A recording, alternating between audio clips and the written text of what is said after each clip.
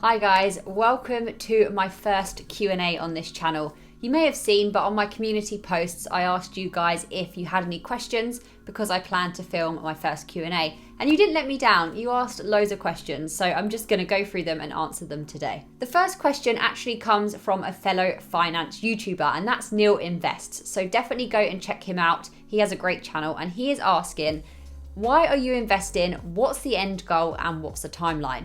Quite a lot to unpack there.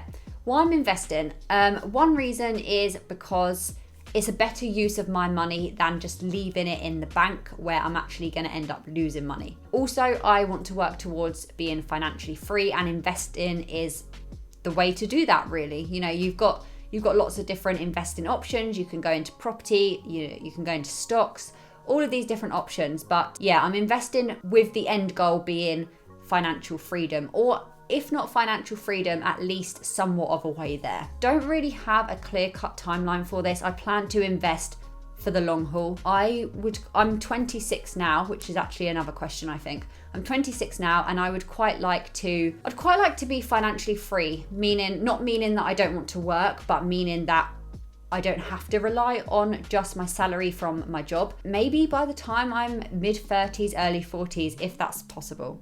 So yeah, great question there from Neil. Many reasons why I'm investing, but I would say the primary ones are better than putting it in a bank account, and to reach financial freedom one day. The next one is pretty similar. What age do you plan to be financially free? Again, I'm not too sure right now. I'm still very new to this, but perhaps between 35 and 45. Next great question is, what is your favorite research website? Is it Yahoo, Morningstar, Bloomberg, Motley Fool? There's an array of different websites that you can use, and actually they're all fantastic ones that I use myself. Not so much Bloomberg, but I will look into that. But I also use YouTube as a great learning platform. If I'm looking at dividend stocks, I tend to use Dividend Data and Dividend Max as well, just as an overshot at some information. But when I'm actually doing proper research, yeah, definitely the ones you mentioned. Also, Hargreaves Lansdown has quite a lot of good information on their website too. The next question, I liked this one. Thoughts on Marmite, love or hate? Love. I love Marmite. If you haven't tried, actually, do Marmite and hummus. It sounds weird, but it works really well. The next one is a non-finance related one as well, and that's, you say you live with a non-minimalist. This is the classic case of opposites attract. Yeah, if you never watched my other channel, you probably have no idea what this is on about, but I like minimalism. I like the values of minimalism. I'm not going to get into it on this channel. I live with a non-minimalist, yes, and is this a classic case of opposites attract? I don't know. I don't think we attracted because one of us is a minimalist and one of us isn't, but we do share different values when it comes to minimalism, but it works out well because we balance each other out. So yeah, I guess so. The next one is one that I've had quite a lot of questions on, and it's basically, what provider am I going to go with when starting my dividend portfolio? Oh guys, hit me with the hard questions. It's the 24th of March. The new tax year begins incredibly soon, and I won't lie, I have not made that decision yet. I don't know why I'm finding it so hard. I make a decision and then I sort of question the decision and go back and forth. So I will let you know as soon as I know. I wanted Trading 212. That was going to be my option. They're not accepting new people, so that's out the window. Then I was leaning towards Hargreaves Lansdown, and I still am somewhat. I haven't made that decision yet. But you know, their fees are quite high, so that's one con with them, but they're a very good platform. There's obviously free trade, there's all these other platforms as well that I do need to just make sure I'm looking into as well. I need the platform to offer individual stocks and, you know, ETFs as well. So yeah, that's the answer to that one. The next one is, could you do a video on how to read a company's balance sheet before investing? Yeah, maybe so in the future. That's a great suggestion. The next one is, if you had to start investing again right from scratch, which one fund or ETF or stock would you choose? I'll pick one fund and one individual stock. The fund, probably the S&P 500. I currently have it under ticker symbol VUSA, which is Vanguard's S&P 500 index fund. I would probably pick that one, and that's because it tracks the biggest companies in America, and these are global companies, and I don't really see the American market going anywhere anytime soon. It's going to keep growing, in my opinion. If I had to pick one individual company, I would probably pick Tesla, but I think I would pick the index fund over just one individual company. But great question. That made me think very hard. The next one is also by a fellow finance YouTuber, and that's the Compounding Investor. So again, go and check him out. He's got a fantastic channel, especially if you like dividend investing. It's great. This question is, what is your time management strategy to maintain 2 channels as well as going back to work? If you didn't know, I have another YouTube channel that is nothing to do with finance. It's completely separate. I don't post on there as regularly, but that is the channel that I started with, and I've got some fantastic viewers on that channel. So if you watched that and then came here, thank you very much. Time management strategy. I'm still working it out, honestly, especially now I've gone back to a full-time job. It's tough, it really is. I think the one thing that I've learned is to plan ahead, even if this is just knowing what videos you're going to film come an evening or come the weekend. That goes a long way, because the last thing you want is to know that you need to film, let's say, 3 videos on a Saturday and you don't know what any of them are going to be, and then Friday night you begin stressing. That's not a good position to be in. So definitely at least have an idea of the videos. And I really try to mix up how difficult the videos are and how much planning ahead they're going to take. So if I have a portfolio update coming out, that's an easier video to film and I don't have to do anything beforehand really. So I try to pair that with a very heavily scripted video or a very researched video. So I'm balancing it out that way, rather than having a week where I've got 3 really intense videos. I try to post 3 times on this channel and once a week on the other one. So it's pretty intense, but yeah, I think also dedicating one day at the weekend, maybe just even a morning, just to get all the filming done. I am in a very fortunate position to have my partner who actually edits these videos. So I can't take all the credit there. So maybe find yourself an editor, I suppose, because the editing takes up a lot of time. And I know that if it was up to me to do the scripting, the filming, the editing for 2 channels, for 4 videos a week, plus a full-time job that I work 9 till 6, I don't think I could do it. So time management strategy, still working on it, but there's some thoughts anyway. The next question is, would Tesla, Google and Amazon, so having them 3 stocks in your portfolio, in your stocks and shares ISA, over 15 years, paying in 10K every year, would that be a winner?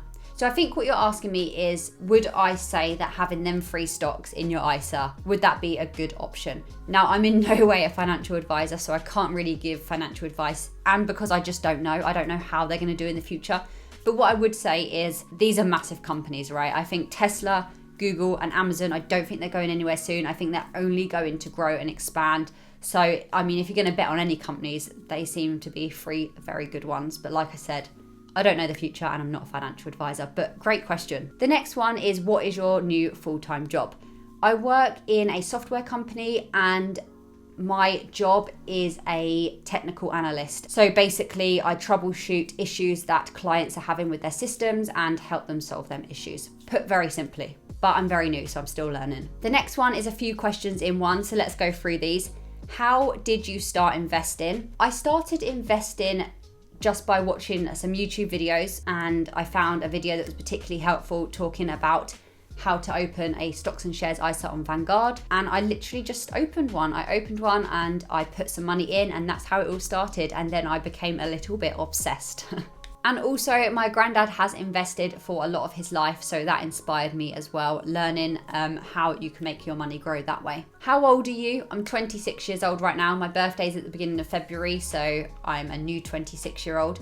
And where in the UK am I from? I'm from the south of the UK, the south coast. What is your dream is the next bit of this question. Now that is a heavy question. That is a big question. What is my dream? In regards to finance, my dream would be to one day be financially free, be very comfortable financially and be able to help my parents financially and all of that good stuff. But my dream outside of finance, I'm not sure which route you wanted me to go down. I would love to see a lot of the world. That would be one of my big dreams. And just as soppy as it sounds and as cliche as it sounds, I just want to be happy whatever I'm doing. The next bit of this is favorite food. I like this question. My favorite food. I have a lot of favorite foods. The first one that comes to my mind is ramen. I love ramen. And when I say ramen, I mean like really authentic, nice homemade ramen, or what you'd get at a Japanese restaurant. I do like the kimchi packet ramens, but that's not what I'm talking about. I mean like a proper nice bowl of ramen. Aside from that, I like most things. I love pasta. I love ice cream. Yeah, you're making me hungry now. Moving on. The next question is, will I return to Vanguard for my ISA after my year out? I don't know if it's just going to be a year out. I've not really thought about that yet, but Vanguard, I think, are a fantastic platform. And yeah, I don't see why I wouldn't return to them in the future should the desire and the need be there. The next one is, which luxury will you spend your fortune on? I need to get the fortune first, but you've noted down watch, supercar, a yacht, a country mansion. I cannot afford any of them right now. Maybe a watch, but not a very fancy one. But to be honest with you, I'm not really a materialistic person. I don't mean that in a negative way. I'm not saying materialistic people are bad, but I don't really like things as such. I would rather spend my money on a really nice traveling experience or a nice, lots of nice meals out. I mean, I'd like a Tesla one day. I guess that counts. But yeah, probably more so I would spend if I had a fortune, I would spend it on traveling, I think. The next one is about whether you should overpay on your mortgage. I'm not even going to attempt this one. Sorry, I really don't know. I don't have a mortgage and I don't want to pretend that I know what I'm speaking about. But what I will say is, if you just literally go on YouTube and type in, should I overpay my mortgage or invest, you'll find a ton of really great videos. So sorry I can't be of more use, but yeah, I just don't know that one. The next one is another fantastic question, and that is, would I recommend starting an investing focused YouTube channel? Has it been worth the time and the effort? Yes, is the short answer. I'm so glad I started this channel. I was umming and ahhing with it a bit for a while. I really wanted to do it, but I didn't feel that I was the best person for it. I felt very amateur, but then I was thinking, that's exactly what beginners need to see. They need someone that they can relate to.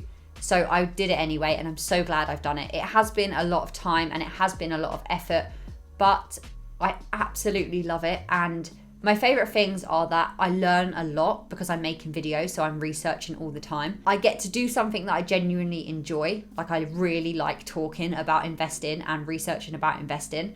And also, having even over 1,000 subscribers on this channel is mind-blowing. There are over 1,000 people of you guys who are fantastic that want to watch my videos about investing. It's crazy, but yeah, thank you to everyone who subscribes to this channel and watches my videos. It's absolutely been worth the time. And if there's anything you're passionate about and you do want to make a YouTube channel, just go for it. Honestly, you won't regret it. And the last question is my thoughts on a lifetime ISA, a lifetime stocks and shares ISA, a LISA, a LISA, whatever you want to call it. And would I prioritize that over a normal ISA? This is a tough one, actually. My thoughts on a LISA is that, it's fantastic. There are some restrictions on it.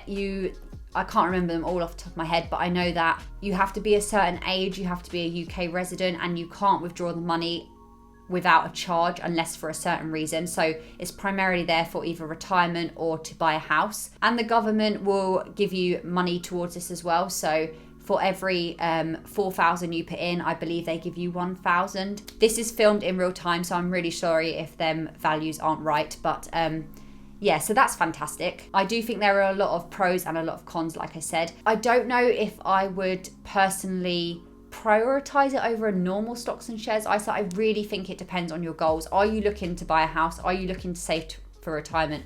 Or do you want to invest for perhaps more of a medium-term goal? Also, what I will say is you don't have to choose between them. You can have both if you're interested in both, but just remember that you can only invest £20,000 within a tax year. So if you invest 4,000 into your LISA, that only leaves 16,000 into your other ISA accounts. So just bear that in mind. But yeah, I think LISAs are fab, and I don't personally have one, but I don't have anything against it. I may look to get one in the near future, especially when it comes to buying a house. So those are all the questions. Once again, thank you so much for leaving a question. They were really thought-provoking and really interesting. I hope you enjoyed that. I feel like you got to know me a little bit more throughout that video, so that's always good. But yeah, thank you for watching, and I'll be back with one of my normal videos very soon.